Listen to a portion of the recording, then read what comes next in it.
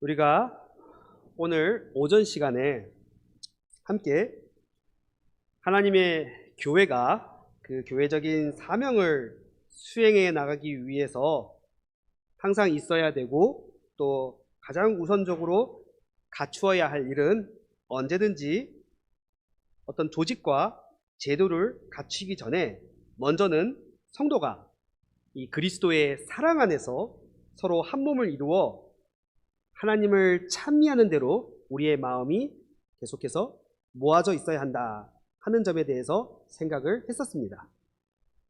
근데 또 오늘 지금 이 오후 예배 시간에 우리가 함께 읽은 이 성경 말씀 로마서 13장 특별히 8절부터 14절까지 읽었는데요. 그 가운데 이 8절과 10절까지의 말씀에서도 특별히 강조하고 있는 것이 있죠. 바로 무엇입니까? 사랑입니다. 사랑. 비록 이 8절과 10절에 있는 말씀을 보시면은 비록 율법에는 여러 그 조문들이 있을지라도 결국에는 내 이웃을 내 자신과 같이 사랑하라 하신 그 말씀 가운데 다 들어있다. 9절에서 그렇게 말씀을 하고요. 또 계속해서 남을 사랑하는 자는 이미 율법을 다 이루었다. 그 8절 처음에 그렇게 돼 있죠. 남을 사랑하는 사람은 이미 그 율법을 다 이루었다. 그리고 마지막으로 10절에 보면은 사랑은 이웃에게 악을 행하지 아니하나니 그러므로 사랑은 율법의 완성이다. 이렇게 말씀하고 있습니다. 즉 우리가 진정으로 그리스도의 사랑을 마음 가운데 품고 그 사랑을 실천해 나간다면은 그것이야말로 바로 율법의 모든 요구와 정신을 이루어가는 것이라고 말씀하고 있는 것입니다. 자, 그러면 이제 사랑이 강조된다는 것은 잘 알겠는데요.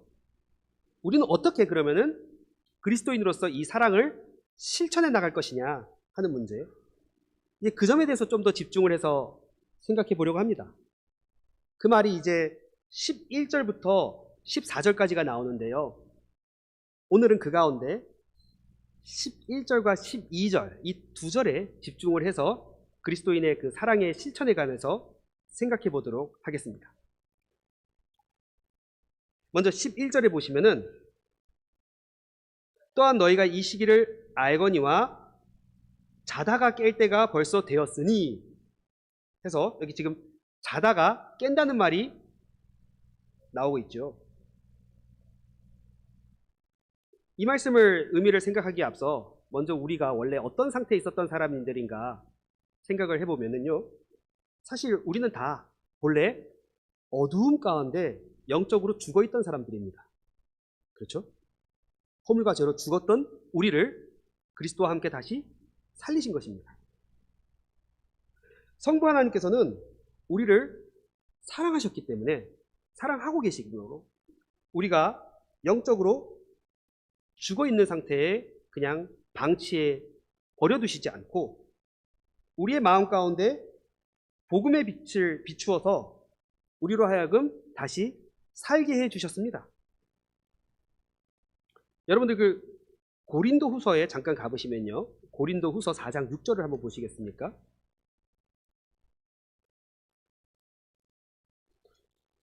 고린도 후서 4장 6절에 보시면은요. 어떻게 하나님께서 어두웠던 그 흑암의 죽음 가운데 있던 우리들을 다시 살려셨는가에 대해서 이 구절이 말씀하고 있는데요. 거기 보시면은 어두운 데에 빛이 빛이라 말씀하셨던 그 하나님께서 예수 그리스도의 얼굴에 있는 하나님의 영광을 아는 빛을 우리 마음에 비추셨느니라. 이렇게 말씀하고 있죠. 어두운 가운데 빛이 있으라. 이거는 뭘 의미하는 겁니까, 여러분? 어떤 장면이 떠오르십니까? 첫째 날에 하나님께서 창조하실 때, 그죠? 어두운 가운데 빛이 있으라 했더니 그대로 빛이 있으니라. 이건 하나님의 그 창조의 능력을 말씀하고 있는 거잖아요. 그렇죠? 하나님의 이 말씀으로 아무것도 없는 가운데에서 빛을 창조해 나가신 그 동일하신 창조의 능력으로 우리 마음 가운데 빛을 비추셨다. 이렇게 지금 말씀하고 있는 것입니다. 그래, 이와 같은 동일한 창조의 능력으로 우리를 죽음 가운데 있던 우리에게 새로운 생명을 주셔서 우리를 재창조해 놓으시고 영적으로 죽었던 우리를 다시 살리시사 이제는 그 빛 가운데에 살게 만들어 주셨습니다. 여기 지금 고린도 후서에서는 그 빛을 우리 마음 가운데 비추신 것으로 묘사하고 있지만은 실상은 하나님께서는 이 빛을 우리들 자신만이 아니라 이미 온 세상을 향해서 비추고 계시죠. 하나님께서 이 빛을 온 세상을 향해서 분명하게 비추고 계신다는 얘기를 특별히 어디에서 하고 있냐면요. 요한복음에 그 1장에 보면 처음에 그런 이야기가 쭉 나와요. 태초부터 하나님과 같이 계신 그 영원한 말씀이신 성자 하나님이 예수님이 누구신가? 그가 세상의 빛이다 하는 얘기를 쭉 하면서 여러분 잘 아시는 대로 요한복음 3장 19절에 가보시면요. 요한복음 3장 19절에 이 빛이 이미 비쳤지만은 사람들은 그 빛을 믿지 아니함으로 이미 심판을 받았다고 선언을 하시고요. 그리고 나서 3장 19절에 무엇이 세상으로 하여금 심판을 받아 정죄받아 마땅한 일이냐 하면은 그 정죄는 이것이니 빛이 세상에 왔으되, 물론 여기서 말하는 이 빛은 세상에 참된 빛이신 예수 그리스도를 가리킵니다. 이 빛이 세상에 왔으되 사람들이 자기 행위가 악함으로 빛보다 어두움을 더 사랑한 것이다. 빛을 비추셨지만은 자기 행위가 악함으로 빛 가운데로 나오기보다는 오히려 어둠으로 물러서는 것이 이 세상의 모습이다. 그것이 바로 하나님께서 이 세상을 심판하시고 정죄하시는 중요한 이유다라고 말씀하고 있습니다. 그러니까 사실 이게 남의 얘기가 아니라 우리도 본래 어두움 가운데 있던 자들인 까닭에 이 빛을 우리가 보더라도 우리의 행위가 악함으로 우리도 또한 빛보다는 어두움을 향해서 더 나아갈 수밖에 없던 자들이었는데, 그러한 우리들을 사랑하셔서 하나님께서는 성신님의 역사로 우리를 그 어두움에서 건져주신 것입니다. 우리의 마음 가운데 그리스도 예수 안에서 하나님의 영광을 아는 그 복음의 빛을 우리에게 비춰주신 것입니다. 그렇게 해서 우리를 흑암의 권세에서 건져내사 사랑의 아들의 나라로 옮겨놨다. 이게 골로새서 1장 13절의 말씀이에요. 흑암의 권세에서 건져내사 사랑의 아들의 나라로 옮기셨다. 자, 이렇게 해서 우리는 이 땅에서부터 이 어두운 세상 속에서도 빛의 자녀들로 살아갑니다. 하지만 우리는 그 빛을 받았을지라도 여전히 우리가 발을 붙이고 살아가는 이 세상은 어두움 가운데 있다 하는 것을 우리는 알아야 합니다. 왜 그러냐면요, 이 세상 신이 믿지 아니하는 자들의 마음을 혼미케 하여서, 물론 여기서 말하는 이 세상 신은 마귀를 가리킵니다. 이 세상 신이 믿지 않는 자들의 그 마음을 혼미케 하여서 그리스도의 영광의 복음의 광채가 비치지 못하게 한다. 이런 어떤 우리의 그 부패한 영혼을 더욱더 어둡게 만드는 그 마귀의 작용이 또한 이 세상 가운데는 있다. 이 점을 특별히 고린도 후서 4장 4절에서 말씀하고 있어요. 이제 거기에 대비해서 4장 6절에서는 앞서 말한 대로 그 복음의 빛을 우리 마음 가운데 비추셨다. 이렇게 얘기했으니까는 오직 은혜로 우리가 구원을 얻었다는 것을 여기서도 다시 한번 강조하고 있는 거죠.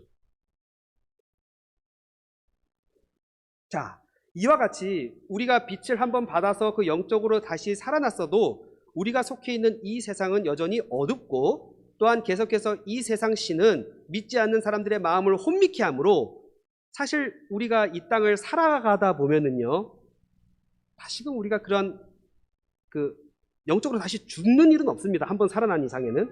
그러나 마치 죽어 있는 것과 같은, 여기서는 그것을 잠잔다는 말로 표현하는데, 영적으로 잠자는 것과 같은 상태에 떨어질 때가 많고 또 그러기가 쉬운 거예요. 그래서 바울 사도가 여기서는 또한 너희가 이 시기를 알거니와 이제는 자다가 깰 때가 벌써 되었다라고 말씀하고 있는 거죠. 이미 빛 가운데 한번 비추심을 받아 영적으로 살아난 우리들이 다시 잠자는 것과 같은 상태에 있기가 쉬우니까, 자, 이제는 더 이상 잠들어 있지 말고 이제는 깰 때가 됐다. 얘들아, 이제는 깨자, 일어나자. 시기가 더 이상 그렇게 하염없이 잠자고 있을 때가 아니다라고 지금 일깨워주고 있는 것입니다. 그러므로 사랑하는 형제자매 여러분, 우리는 바울 사도가 지금 전하고 있는 이 말씀을 하나님께서 우리에게 하시는 사랑의 권고의 말씀으로 들어야겠습니다. 그분은 우리를 사랑하셔서 우리를 영적으로 다시 살려주셨을 뿐만 아니라 이렇게 때를 따라 어두움 일에 영향을 받아서 다시 영적으로 잠자는 것과 같은 상태로 살아가기가 쉬운 우리들을 이와 같이 그 말씀으로 때를 따라 다시금 일깨워 주십니다. 그만큼 하나님의 사랑이 우리에게 항상 끊임없이 내려지고 있다는 것을 우리는 여기에서 분명하게 확인할 수가 있는 것이죠. 그러면 계속해서 다시 그 로마서 13장 11절로 가보겠습니다. 11절에 보면은 처음에 또한 너희가 이 시기를 알거니와 해서 이미 우리가 빛을 발한 우리들이 이 시기에 이 때의 성격을 우리가 이미 잘 알고 있다는 것을 전제로 하면서 이 말씀을 하고 있는 것처럼 보여요. 그러면 대체 여기 사도가 말하는 이 시기라는 게 도대체 어떤 시기이길래 지금 우리도 더 이상 잠자는 것과 같은 상태에 있지 말고 깨어나라고 하는 것입니까? 그것을 11절 후반부에서는 뭐라고 설명하냐면요. 이는 이제 우리의 구원이 처음 믿을 때보다 가까웠음이라 라고 말하고 있습니다. 그러니까 여기 지금 구원이 가깝다 이 말을 썼다는 것은요, 이 시기라고 하는 것과 이 우리의 구원이 아주 밀접하게 연관되어 있다는 것을 여기서 가르쳐 주는 거겠죠. 결국 여기서 말하는 이 시기란 한마디로 말하면 우리의 구원이 가장 충만하게 완성되는 것과 관계된 그 시기입니다. 여러분, 우리가 구원이라는 것이 보통 3시제로 나눠진다는 거 들으신 적이 있죠? 우리는 이미 구원을 받았고 또 지금도 받고 있고 또 앞으로 장차 받을 것이다. 예. 그러니까 여기서 지금 구원의 날이 가까웠다는 것은 이 마지막 우리 구원의 완성의 때가 점점 가까이 오고 있다, 이 얘기를 하고 있는 겁니다. 다른 말로 말하면 사도 바울이 말하는 이 시기란 이제 하나님의 보좌 우편에 앉아 계신 예수 그리스도께서 하늘로부터 이 땅에 다시 오시는, 강림하시는 그 시기만 남아있는 때라는 뜻입니다. 성경에서 여러분 인류 역사를 크게 예수님의 그 처음에 오셨던 그 초림을 기준으로 해서 전반기와 후반기로 나눈다라고 하는 것을 들어보신 일들이 있었을 것입니다. 성경에서는 보통 그 시기를, 인류 전체 역사 시기를 그리스도의 오심을 기준으로 전반기와 후반기로 나눕니다. 대표적인 성경 구절 한 군데만 제가 그냥 간단하게 읽겠습니다. 여러분 잘 아시는 구절이에요. 히브리서 1장 1절과 2절 말씀인데요.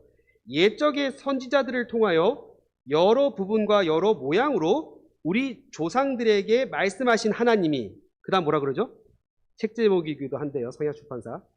이 모든 날 마지막에, 이 모든 날 마지막에 아들을 통하여 우리에게 말씀하셨다. 이렇게 해서 예수님께서 이 땅에 계시로서 성육신하셔서 오신 그 사건을 가리켜서 이제 이 모든 날 마지막이라는 말을 쓰고 있어요. 계속해서 히브리서 9장 26절과 28절에도 보면은요, 예수 그리스도께서 죄를 없이 하시려고 세상 끝에 나타나셨다라고 해서 예수님의 그 초림을 가리켜서 세상 끝에 나타나셨다는 말을 쓰고 있고요. 이제 두 번째 다시 오시는 것을 죄와 상관없이 오신다는 말로 표시를 하고 있습니다. 이게 성경의 어떤 말법이에요.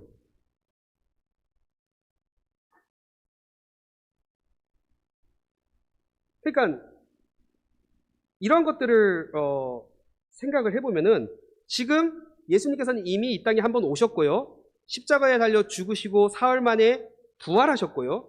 그리고 이제는 하늘에 오르셨고요. 그리고 하나님의 보좌 우편에 앉아 계시고요. 그리고 오늘 오전에도 우리가 사도행전 2장을 보았지만은 약속대로 성신 하나님을 우리에게 선물로 보내주셨습니다. 그러면 이제 이 하나님의 크신 구원의 일에 남은 건 뭡니까? 다시 오시는 것밖에 없다는 거예요. 그런 의미에서의 마지막이라는 말입니다. 이렇게 해서 예수님께서 이 땅에 오셔서 죽으시고 부활 승천하심으로써 이미 말세가 시작되었습니다. 그러므로 이제 하나님의 구원 역사에 있어서 남은 일이라고는 예수님께서 다시 오셔서 우리의 구원을 완성해 주시는 일만 남은 것입니다. 그래, 여기 지금 바울 사도는 그렇기 때문에 지금 이 시기라고 하는 것은, 즉 여기서 말하는 이 날이라고 하는 것은 우리의 구원이 완성되는 날을 가리킵니다. 그래서 이제는 우리의 구원이 처음 믿을 때보다 가깝다라고 한 것입니다. 예수님께서 다시 오시는 날은 우리에게 있어서는 구원이 완성되는 날입니다. 그렇죠? 그러나 동시에 이 날은 끝까지 자신의 죄를 회개치 않고 예수 그리스도를 믿지 않는 자들, 즉 불순종의 아들들에게는 멸망과 심판의 날이기도 합니다. 우리에게는 가장 구원의 큰 날이지만은 동시에 믿지 않은 멸망의 불순종의 아들들에게는 멸망과 심판의 날이 되는 것입니다.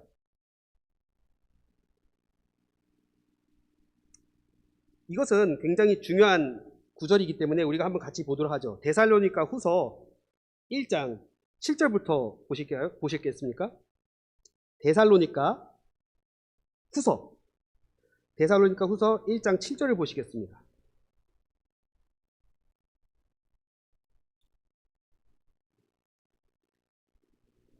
데살로니가 후서 1장 7절.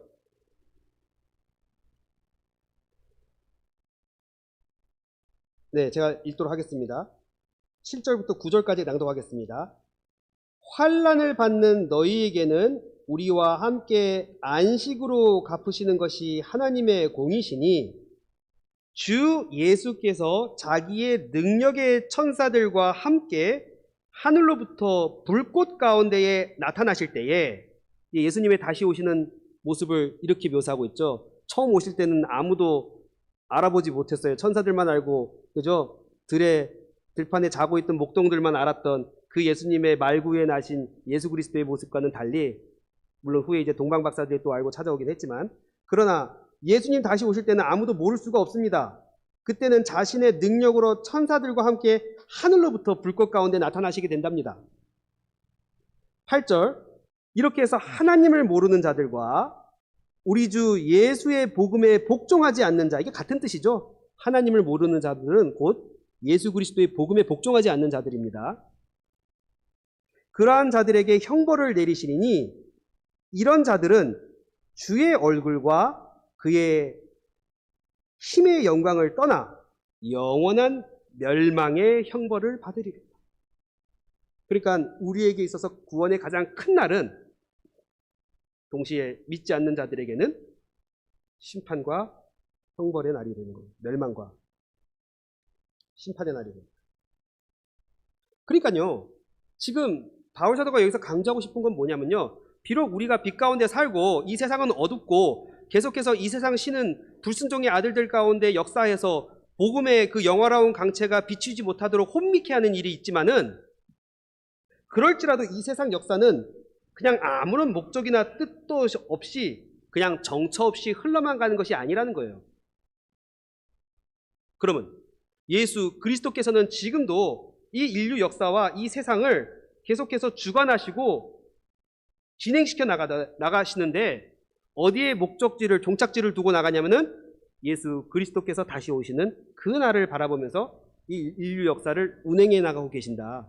이 얘기를 지금 하고 있는 것입니다. 여러분, 그 닭의 목을 비틀어도 새벽이 온다는 말이 있죠. 심지어는 닭을 잡으려고 쫓아가다 보면 이 닭들이 주인의 손을 피해서 이제 머리를 땅에 쳐박으면은 괜찮다고 생각하잖아요. 그렇죠? 그런다고 해서 목숨을 건질 수 있습니까?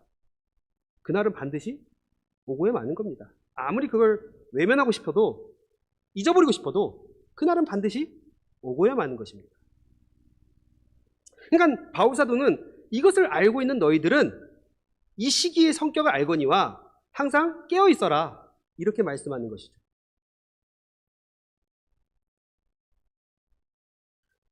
다시 로마서 13장으로 가보겠습니다. 지금 우리가 11절을 두 번 나눠서 봤는데요. 이제 12절로 가보시죠.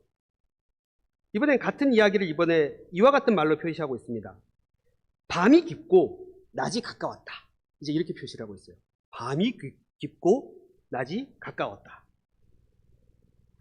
이 말이 왜 의미를 갖느냐면요. 앞서 말한 대로 바울 사도가 우리는 계속해서 그 우리의 구원이 완성되는 날을 향해서 지금 가깝게 다가가고 있다, 이렇게 이야기를 하니까요. 당장에 이 서신서를 읽고 있는 우리들만 하더라도 어떤 생각이 듭니까, 여러분? 바울 사도가 이 편지를 쓴 게 대략 주후 58년경인 걸로 추정이 되거든요. 예루살렘 멸망이 70년에 있고 58년도면 얼마 남지 않은 시기인데요. 그때보다. 그러나 58년, 지금 바울 사도가 말하는 이것은 예루살렘의 멸망을 가리키는 말이 아니에요. 앞서 말한 대로 예수 그리스도의 다시 오심을 가리키는 그 날을 얘기하는 겁니다. 그렇다면은 58년에서 지금 무려 2000년 가까이 역사가 흘렀는데도 아직까지 예수님은 오시지 않았다. 그렇죠? 근데 과연 그 시기가 이제 얼마 남지 않았다라고 말을 하는 게 이게 과연 정당한 일이냐? 이제 이런 의문이 우리에게 생길 수밖에 없습니다. 그렇죠?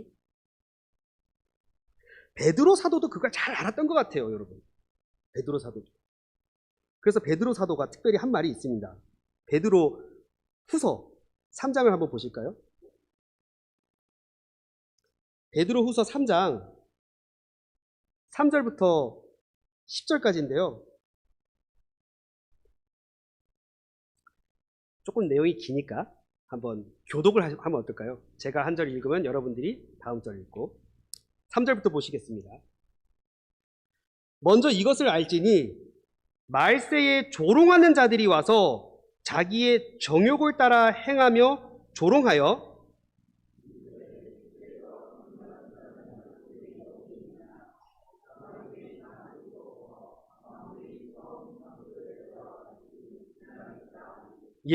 이미 베드로 당대에도요, 예수님 다시 오신다고 하니까는 사람들은 조롱하는 거예요. 야, 세상 첫날부터 지금까지 계속 멀쩡하게 있는데 주님이 강림하신다는 말이 대체 무슨 소리냐? 이렇게 멀쩡하게 우리가 다 잘 살아가고 있는데 하면서 오히려 신자들을 조롱한다는 거죠. 그래, 5절입니다.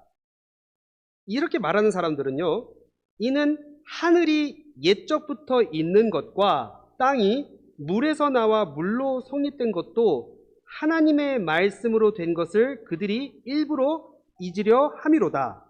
계속.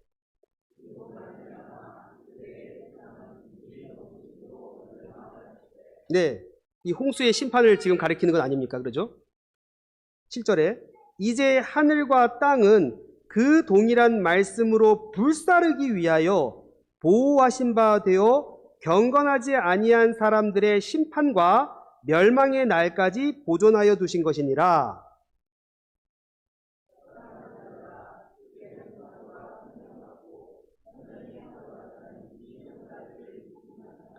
주의 약속은 어떤 이들이 더디다고 생각하는 것 같이 더딘 것이 아니라 오직 주께서는 너희를 대하여 오래 참으사 아무도 멸망하지 아니하고 다 회개하기에 이르기를 원하시느니라.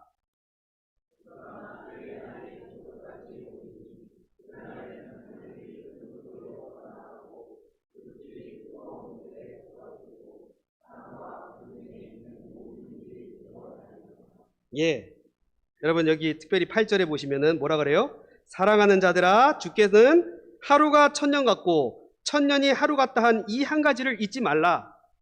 2000년 지났다고 했는데 이틀밖에 안 지났습니다.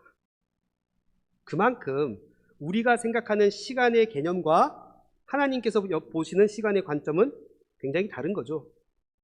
오직 우리에게 있어서는 왜 아직까지 안 오십니까? 어찌하여 2000년이라는 세월을 하나님께서는 그냥 견디고 계십니까? 라고 질문한다면은 여기서 뭐라고 답을 합니까?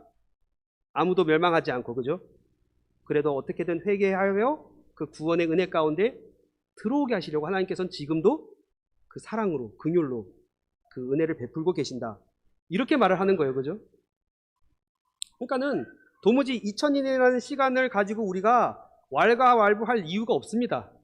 하나님 앞에서는 지금 그 시간은 순식간에 또한 흘러가는데, 다만 하나님의 오래 참으심과 우리를 향한 긍휼과 자비가 이러한 역사를 우리에게 나타내 보이고 있는 것입니다. 그래, 사실은 이미 우리가 교회 역사를 놓고 볼지라도 하나님께서 얼마나 그 복음의 은혜와 영광을 이 인류 역사 가운데 찬란하게 비추어왔는가는 우리가 뭐 일일이 다 말할 수가 없습니다. 우리가 오전에 사도행전을 볼 때 처음에 표적과 기사라는 것을 사도들을 통해서 일으키신다고 했는데, 아직 신약교회의 출범 당시에는 교회가 무엇인지를 모르고요, 그 성격이 어떤지를 모르기 때문에 그러한 기적과 은사가 충만하게 나타나야 할 때가 있는 겁니다. 그러나 왜 지금은 그러한 기적과 표적을 우리가 추구하거나 기대하지 않느냐면은 이미 역사의 과정을 통해서 너무나 명확하게 그리스도의 복음의 찬란한 광채가 비춰지고 있기 때문에 굳이 우리가 다시 그 기적을 주십시오, 그래야 내가 믿겠습니다, 이런 말을 할 필요가 없는 거예요. 사실 그렇잖아요. 여러분, 삼위일체로 계시는 하나님을 우리가 무슨 투쟁을 통해서 그 고귀한 그 찬송의 송영의 이름을 우리가 얻었습니까? 교회의 유산 가운데 자연스럽게 우리 안에 체화된 것을 우리는 그 복음을 다만 듣고 믿음으로 받는 것 아닙니까? 그러나 교회 역사에서 보면 거기에는 굉장한 전쟁이 있었습니다. 그 진리를 하나 보존해 나가기 위해서라도 말입니다. 이처럼 분명한 하나님의 구원 역사가 우리의 교회의 유산 가운데 찬란하게 펼쳐지고 있는데, 사실 그렇게 이 역사가 진행되어 가면서 계속해서 그리스도의 복음의 광채가 비춰지고 있을지라도 여전히 사람들은 그리스도의 복음에 불순종하고, 여전히 사람들은 그리스도의 주되심을 부인하고, 여전히 세상 사람들은 이 세상 신의 그 역사하심을 따라 자신의 그 정욕과 육체의 어둠의 일에 참여해 나간다는 것을 생각해 본다면은 정말로 이 세상이 얼마나 어두운가 하는 것을 우리가 고백하지 않을 수가 없는 거예요. 참으로 어둠이 깊구나. 참으로 어두움이 깊다. 그러나 바울 사도가 여기서 분명하게 말씀하고 있는 것이 있죠. 그렇게 밤이 깊다는 것은 또한 무엇을 의미하는 겁니까? 그만큼 낮이 가깝다. 이것을 잊지 말라는 거예요. 이와 같이 밤이 깊으니까 언제 우리의 구원이 완성되고 언제 주님은 다시 그 영광을 우리에게 비추시고 우리의 모든 눈물을 다 씻겨 주시겠습니까? 그러한 호소에 대해서 밤이 깊을수록 낮이 가깝다는 것을 잊지 말라, 이렇게 말씀하고 있는 것입니다. 자, 이처럼 어두움이 깊어지면 깊어질수록 우리의 구원의 날은 더욱 가까이 다가오고 있는 것입니다. 그래, 이러한 사실은 필연적으로 우리들이 받은 교회로서의 그 시대적 사명이 무엇인가를 깨닫게 해줍니다. 달리 말하면 하나님께서는 지금도요, 그분의 사랑을 받은 우리들을 통해서 계속해서 이 세상을 향해서 하나님께서 나타내시고자 하는 거룩한 뜻이 있다는 것을 우리에게 알게 해줍니다. 하나님께서는 여기 12절 후반부가 바로 그것을 가리키는데요. 로마서 13장 12절 후반부를 보겠습니다. 그러므로 우리가 어두움의 일을 벗고 빛의 갑옷을 입자, 이러한 말로써 지금 표시되고 있습니다. 우리가 하나님의 사랑을 받았다는 증거가 무엇입니까, 여러분? 그리스도의 얼굴에 나타난 그 하나님의 아는 영광의 빛이 우리 마음에 비추어진 바가 되었다고 한 거죠. 다시 달리 말하면은 우리가 하나님께로부터 사랑을 받은 가장 부인할 수 없는 명확한 증거는 하나님께서 우리 마음 가운데 복음의 빛을 비추어 주셔서요. 우리들을 그 빛에 속한 자가 되게 하시고 빛의 자녀들로 삼아 주셨다는 그 사실에 있는 것입니다. 우리가 오직 은혜로 하나님의 주권적인 섭리로 말미암아 예수 그리스도가 바로 우리의 주와 구주이신 것을 알게 되었습니다. 그래 바울 사도는 비슷한 맥락을 에베소서 5장 8절에서는 이렇게 얘기해요. 너희가 전에는 어두움이더니 이제는 주 안에서 빛이라. 빛이다. 그러니 빛의 자녀들처럼 행하라. 이렇게 말씀합니다. 빛의 자녀들처럼 행하라. 그런데요, 우리를 빛으로 만들어 주셨으니까 당연히 빛의 자녀들처럼 행해야 하겠지만, 그러나 사실은 이 어두운 세상에서 빛의 자녀들로 살아간다는 것은 그렇게 쉬운 일이 아닙니다.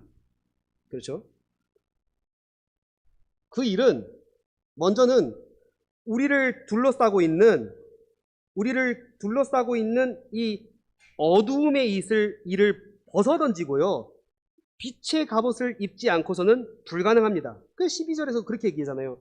우리의 어두움의 일을 벗어던지고 빛의 갑옷을 입으라. 얼마든지 어두움의 일과 빛의 일, 이렇게 일이라는 말로 대조할 수도 있었을 법한데요. 바울 사도는 여기서 의도적으로 어두움의 일 혹은 어두움의 행위와 빛의 일이라는 말보다는 빛의 갑옷이라는 말로써 이것을 대조시키고 있어요. 즉, 빛의 갑옷을 입는다는 말은 그만큼 우리에게 뭘 요구하는 겁니까? 우리가 감당해야 할 영적인 싸움, 전쟁이 있다는 거죠.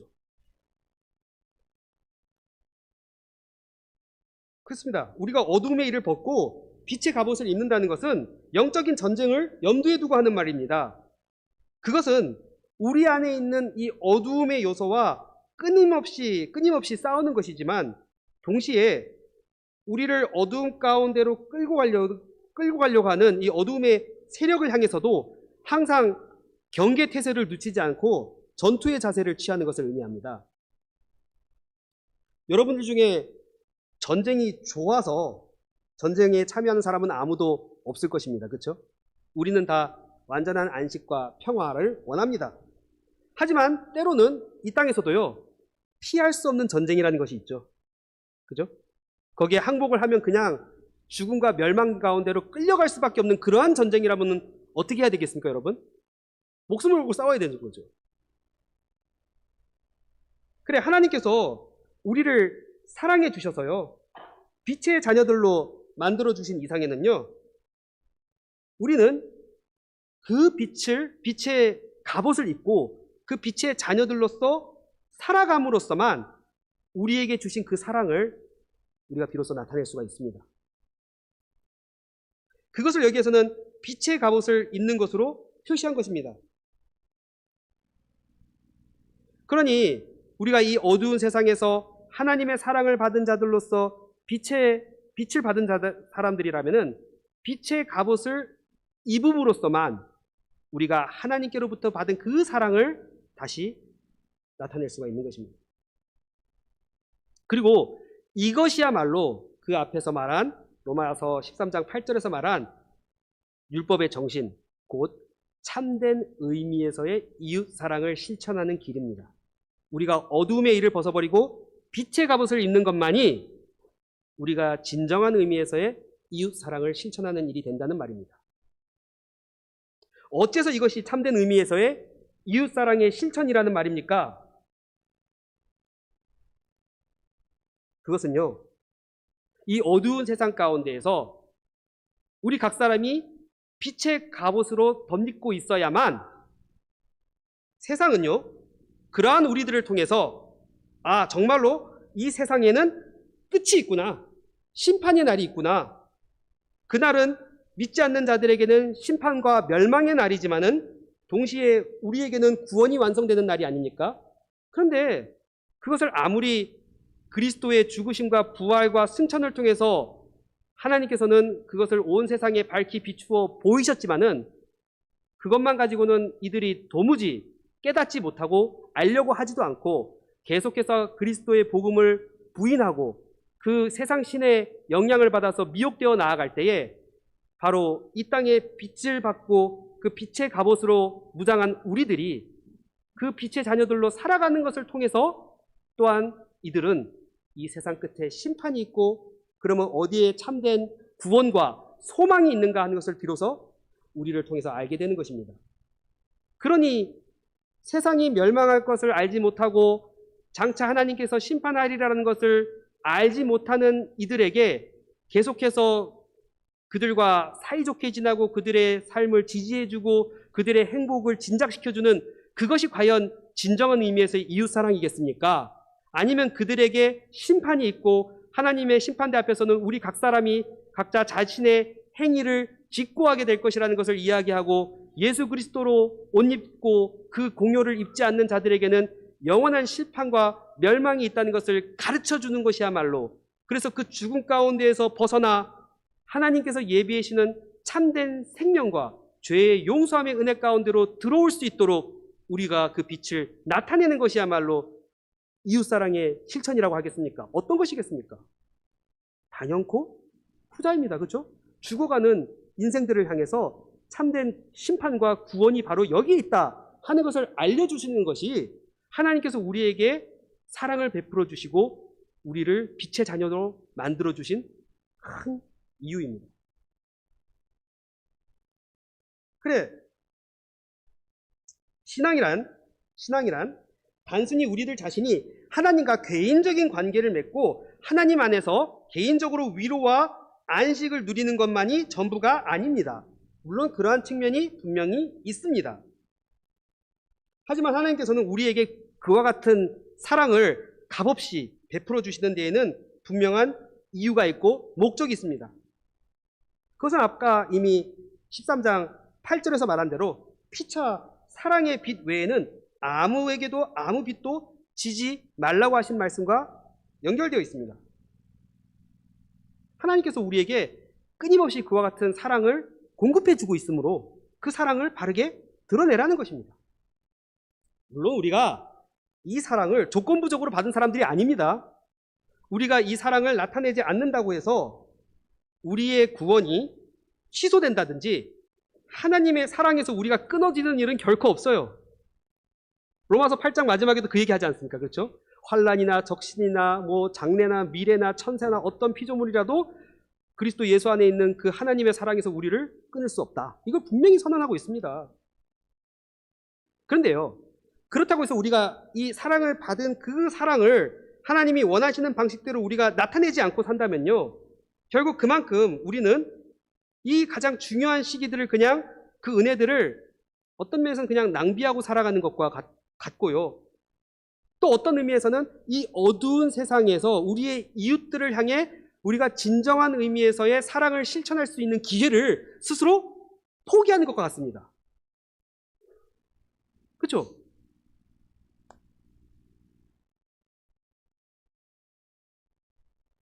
창세기 3장 16절은 우리에게 뭐라고 말합니까? 다 잘 아시겠죠? 하나님이 세상을 이처럼 사랑하사 누구를 주셨다고요? 독생자를 주셨으니 이는 저를 믿는 자마다 멸망치 않고 영생을 얻게 하려 하심이니라. 하나님의 사랑이 어떻게 우리에게 확증됐습니까? 무엇으로? 하나님께서 세상을 사랑하신다는 것을 무엇으로 아십니까, 여러분? 독생자를 주신 것으로 압니다. 그렇죠? 그런데 지금 그 독생자는 어디 계십니까? 이 땅에 있습니까? 하나님의 보좌 우편에 계십니다. 에이, 그러면 사랑이 끝났나? 아니죠. 그분의 몸인, 그분의 생명으로 연결된 우리가 지금 빛의 자녀들로 이 땅에 있지 않습니까? 그게 뭘 의미하는 겁니까? 여전히 하나님의 사랑이 이 땅에 부어지고 있다는 것을 가르쳐주는 거죠. 네, 우리가 그 사랑을 여전히 이 세상에 확증하는 실증적인 존재들인 거예요. 정말 이거는 새로운 교리가 아닙니다. 이미 우리의 믿음의 선조들이 아담과 그 이후에 모든 거룩한 백성들이 다 그와 같은 믿음의 소망과 확신을 가지고 이 땅을 살아갔습니다. 여러분, 에녹 잘 아시죠? 에녹. 혹시 우리 아이들 중에 에녹이라는 이름을 가진 아이들 있어요? 제 넷째 아이가 유치원 다니는데, 그 유치원 다니는데 어떤 아이, 남자의 이름은 에녹이라 그래요. 그래서 내가 이제 굉장히 좀 인상적인데, 왜 갑자기 에녹을 얘기하냐면, 여러분, 에녹이 어떤 사람입니까? 그 사람은 하나님과 일평생 동행하다가 죽음을 보지 않고 하늘로 올라간 사람이죠. 그죠? 그게 창세기에 나와 있는 말인데요. 365년을 살면서요, 일평생 하나님과 동행하다가 하늘로 올라간 사람입니다. 그리고 에녹으로부터 4대손, 그러니까 증손자가 누구냐면 바로 우리가 잘 아는 노아예요. 노아. 에녹이 하늘에 올라가고 나서 불과 2년 후인가 노아가 출생했습니다. 이 땅에. 근데 이 두 사람을 제가 왜 갑자기 언급하냐면은, 에녹이가 일평생 하나님과 동행하면서 살았다. 아, 참 너무 좋겠다. 얼마나 그 친밀한 하나님과의 개인적인 관계 속에서 행복을 누리고 살았을까. 그러다가 죽음을 보지 않고 하늘에 올라갔다고 하니 참 복된 사람이다. 우리는 자꾸 그런 관점에서만 접근하잖아요. 그렇죠? 근데 유다서 1장 14절 15절에 보시면요, 제가 그거 직접 메모만 하세요. 나중에 한번 돌아가셔 보세요. 유다서 1장 14절 15절에 보시면은요, 에녹이 하나님과 동행하면서 한 일이 있습니다. 그가 뭘 전했냐면요, 경건하지 않는 자들에게 하나님의 심판이 임한다는 것을 항상 전하고 살았다고 얘기하고 있어요. 자, 에녹이 죽고 2년 후에 노아가 태어나고요. 그리고 얼마 안 있어서 뭐가 일어납니까? 홍수가 일어납니다. 그렇죠? 그러니까 에녹은요, 당대의 사람들에게 이제 경건하지 않는 자들에 대한 하나님의 심판, 곧 홍수로서 이 세상을 물로 심판하실 거다. 그 형벌이 내릴 거라는 것을 늘 전하고 나갔던 사람입니다. 자기 혼자 하나님 바라보고 경건하게 사는 게 전부가 아니었습니다. 빛의 자녀들로서 하나님의 심판이 곧 여기에 임한다는 것을 증거한 사람이에요. 마찬가지로 노아도 자기 증조 할아버지의 그 복음의 말씀을 이어받아서요, 우리는 결론만 얘기합니다. 그렇죠? 노아와 8가족이 방주에서 구원을 얻었대. 참 그래도 집 가정 하나는 잘 지켰으니 천만다행이다. 그러나 노아는 방주만 짓고 자기 가족들만 돌보지 않았습니다. 노아에 대해서도 베드로후서 2장 5절의 기록을 보시면은요, 옛 세상을 용서하지 아니하시고 오직 의를 전파하는 노아와 그 7 식구를 보존하셨다, 이렇게 얘기하고 있어요. 참된 생명, 참된 의, 참된 구원이 바로 여기 있다 하는 것을 선언하면서 구원의 방주 안으로 들어오너라. 아까 우리가 베드로후서 봤잖아요. 그렇죠? 물로 심판하는 세상에 대해서 사람들은 믿지 않고 그것을 조롱하고 나갔는데, 그러한 때에도 생명과 구원이 바로 여기에 있다 하는 것을 선언했던 사람이 노아입니다. 이렇게 해서 에녹과 노아는 둘 다 당대의 자기 시대의 빛의 자녀들로서 진정한 의미에서의 참된 이웃사랑을 실천한 사람들입니다. 우리가 그러한 신앙을 받은 사람들입니다. 그러므로 주 안에서 사랑을 받는 형제자매 여러분, 하나님께서 우리를 얼마나 사랑하시는가 하는 것은 이미 그분의 독생자를 우리에게 보내주시고, 또 우리를 위해 그분이 죽으시고 다시 부활하시며 그 십자가에서의 나타난 그리스도의 영광을 우리에게 알게 해주셨다는 것만으로도 우리는 도무지 부인할 수 없는 그 사랑 가운데 있습니다. 우리는 다 이 사랑을 받은 사람들입니다. 그렇기 때문에 이 자리에 있는 것이고요. 또한 우리는 그 사랑을 받았기 때문에 예수님을 눈으로는 보지 못하나 그를 사랑합니다. 그렇죠? 그게 베드로전서 1장 8절의 말씀이에요. 너희가 눈으로는 그리스도를 보지 못하였어도 사랑한다. 그 사랑이 이미 우리 마음에 부은 바 되었습니다. 하나님께서는 우리에게 그 사랑을 부어주셨고 지금도 계속해서 우리에게 부어주십니다. 그러므로 우리 각 사람은 이 그리스도의 사랑을 힘입어서 하나님을 사랑하기 때문에 또한 우리의 이웃을 사랑해야 합니다. 피차 사랑의 빛 외에는 아무에게도 아무 빛도 지지 말라고 하는 이 말씀은 끊임없이 사랑의 능력을 공급받고 있는 우리들에게 하시는 말씀입니다. 그리고 무엇보다 이 참된 이웃 사랑의 실천은, 그 시작은 우리가 어두움의 일을 다 벗어던지고 오직 이 빛의 갑옷을 입는 데에서부터 시작된다는 것을 여기서 확인할 수가 있습니다. 그러한 은혜 가운데 우리를 두셨다는 것을 생각하시면서 이 하나님의 사랑의 부르심 앞에 우리 자신을 즐거이 드리시고 나가시기 바라겠습니다. 같이 기도하시겠습니다. 거룩하신 하나님 아버지, 오늘 주님께서 저희에게 예수 그리스도로 말미암아 우리에게 한량없이 베풀어 주시는 그 사랑과 또한 성신의 능력을 힘입어 우리가 어두움의 일을 다 벗어버리고 오직 빛의 갑옷으로 덧입고서 이 땅에서 빛의 자녀들로 살아갈 수 있게 만들어 주신다는 것을 생각하게 되옵나이다. 이러한 주님의 거룩한 사랑의 부르심은 단지 우리를 하나님과의 개인적인 관계 안에서만 만족함을 얻고 그 안에서 위로와 안식을 누리는 것을 전부로 삼는 것이 아니라 주께서 세상을 사랑하심으로 독생자를 주셨던 것처럼 또한 독생자의 생명으로 거듭난 우리들을 이 땅에 두어두셔서 심판의 날이 곧 우리의 구원이 완성되는 날이 다가올 때까지 계속해서 그 사랑을 우리를 통해서 실증해 나가기를 원하신다는 것을 생각하게 되옵나이다.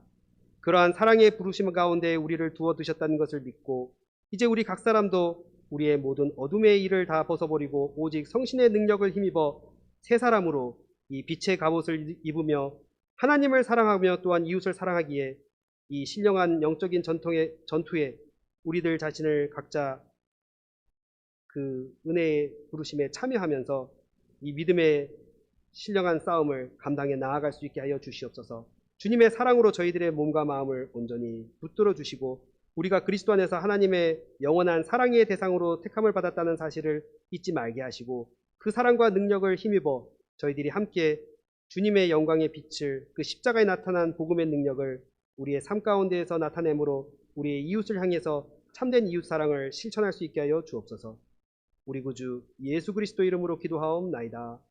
아멘.